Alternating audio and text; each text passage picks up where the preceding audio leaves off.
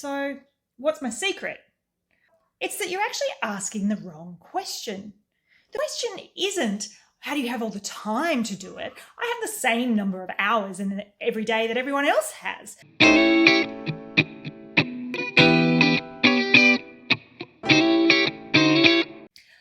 I often get asked, how do you have time to do all of the stuff that you do?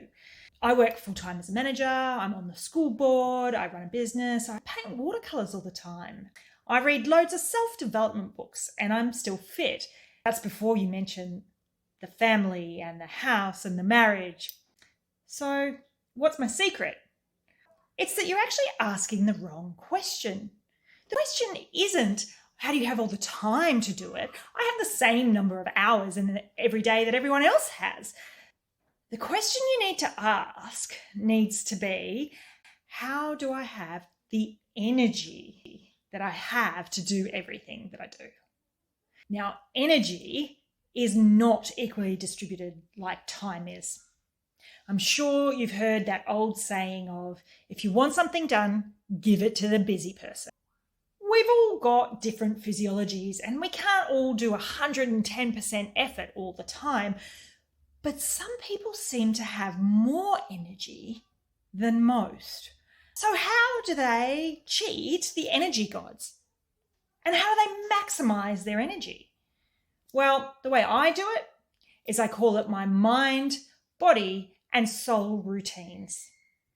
Keep all three fit and aligned, and it's amazing what energy can flow.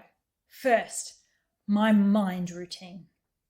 I remember there was a former colleague of mine who was quite a high flyer and was super successful, but he also had a really good relationship with his wife and with his kids and lots of time for them. And at the pub on a Friday night, I remember asking him, how do you stay so chilled in such a high pressure job and still have time for the family? I still remember his response, and he said, one person's stress is another person's challenge. I just look at the situations that I'm in as puzzles, and I really enjoy solving puzzles. So I don't find it so stressful. It got me thinking. The way we think about things and the thoughts and the narrative that we use in our heads make a difference. They matter. They set the tone for your body, and therefore your energy levels, to follow.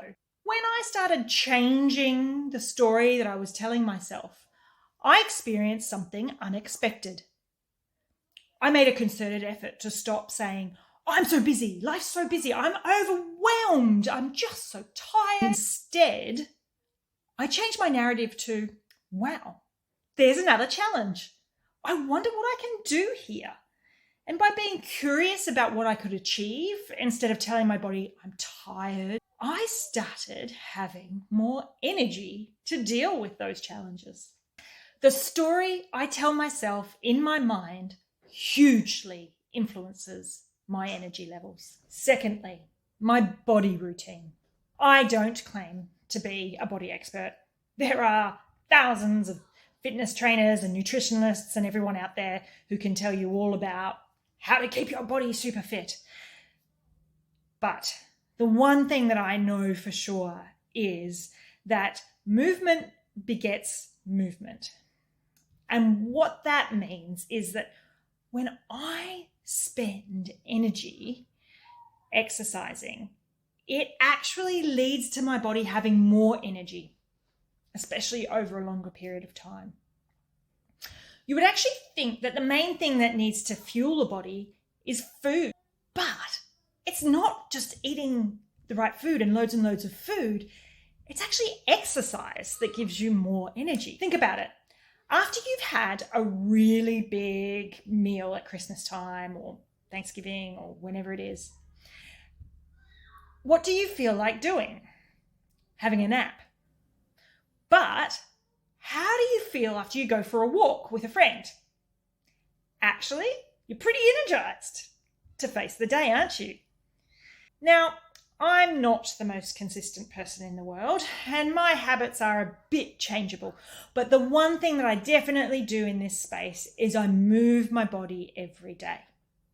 So sometimes that might be a long walk with friends, or it might be playing some tennis, or it might be bike riding, or just doing some stretching and light yoga.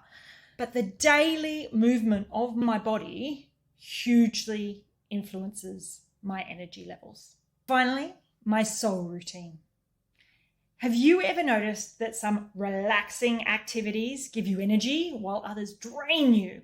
I tend to find I'm pretty low on the energy scale after I binge watch Netflix. But I'm ready to go after I've done some painting or I've been walking with a friend.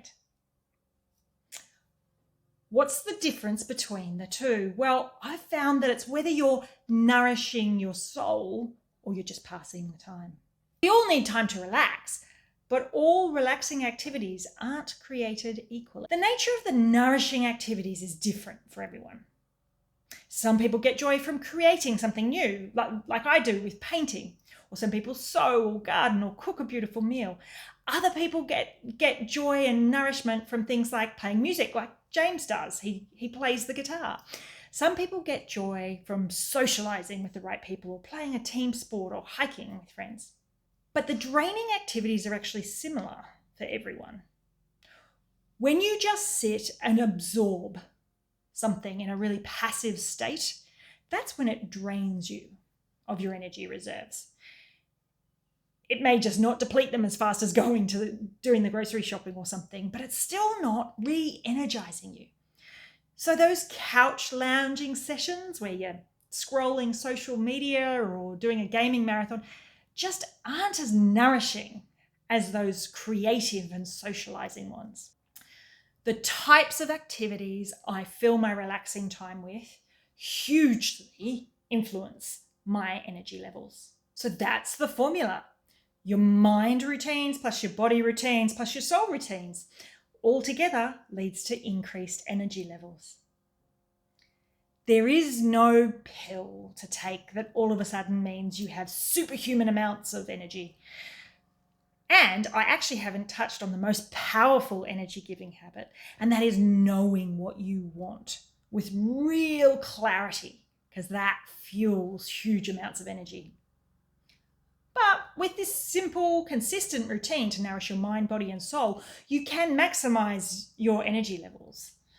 So imagine what you could achieve with all of that extra energy. Maybe you could write a novel, or you could start a business, or learn to paint, or start a chess club, or tend your garden, or just have enough energy to kick the ball with the kids after the day in the office. I recommend using this energy for fun activities, not cleaning the house. But that's probably just my bias speaking. Don't ask James or my mother-in-law about my housekeeping abilities. They don't really exist. If you liked those tips, then like and subscribe below for loads more ways to live a really fulfilling life.